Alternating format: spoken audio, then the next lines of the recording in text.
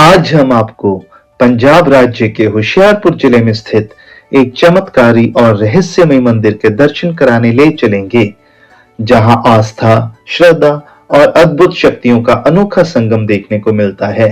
इस मंदिर का नाम राजनी माता मंदिर है।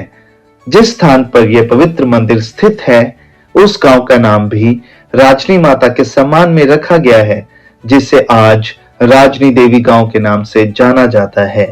राजनी देवी गांव जिला मुख्यालय होशियारपुर से लगभग 16 किलोमीटर दक्षिण दिशा में होशियारपुर चंडीगढ़ मार्ग पर कस्बा चब्बेवाल के निकट स्थित है। यह पावन स्थान अपनी आध्यात्मिक ऊर्जा, रहस्यमय वातावरण और राजनी माता की दिव्य उपस्थिति के लिए प्रसिद्ध है, जहां हर आने वाले भक्त मन की शांति और अद्भुत आध्यात्मिक अनुभव प्राप्त करते हैं।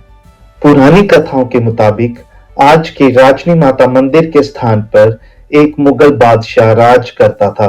वह अत्यंत क्रूर और निर्दयी था। उसके अत्याचार से लोग हमेशा डर और पीड़ा में जीते थे। कोई भी उसकी निंदा करने की हिम्मत नहीं कर पाता था, क्योंकि उसके क्रोध का खौफ हर किसी के मन में बैठा हुआ था। कहते हैं उस समय इस इलाके में यदि किसी लड़की की शादी होती तो बादशाह उस नई विवाहिता की डोली को एक रात के लिए अपने महल में रख लेता। जो भी इसका विरोध करता उसे मृत्यु दंड दिया जाता। कहते हैं कि जब पाप का घड़ा भर जाता है तो ईश्वर स्वयं पापियों को दंड देने के लिए आते हैं। इस नगर में एक ब्राह्मण रहता था, जिसकी पुत्री का नाम था राजरानी। जब वह शादी के योग्य हुई तो ब्राह्मण बहुत परेशान और चिंतित रहने लगा। वह डर और चिंता के साथ राजा के दरबार में गया और विनती की कि उसकी बेटी की डोली को राजा अपने महल में ना रखे, लेकिन क्रूर राजा ने उसकी विनती को ठुकरा दिया। ब्राह्मण और उसकी पत्नी इस असमर्थता से अत्यंत दुखी हो गए और तनाव और चिंता के कारण वे बीमार पड़ने लगे। उनकी इस स्थिति को देखकर राजरानी ने जब कारण पूछा तो माता पिता ने उसे सारी सच्चाई बता दी। यह बात सुनकर राजरानी ने बुद्धिमत्ता और साहस का परिचय देते हुए कहा कि मैं इस समस्या का हल खुद निकालूंगी। कृपया मुझे बिना शादी के ही दुल्हन की तरह सजाकर डोली में बिठाकर राजा के महल की तरफ भेज दिया जाए।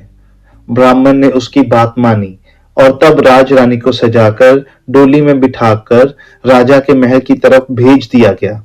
रास्ते में राजरानी ने अपने कहारों से कहा कि वे राजा के दूतों को संदेश दे दें कि राजरानी तब ही उसके महल में आएगी अगर वह 7 दिन तक उसे एक कमरे में बंद रखे और स्वयं उसके पास ना आए।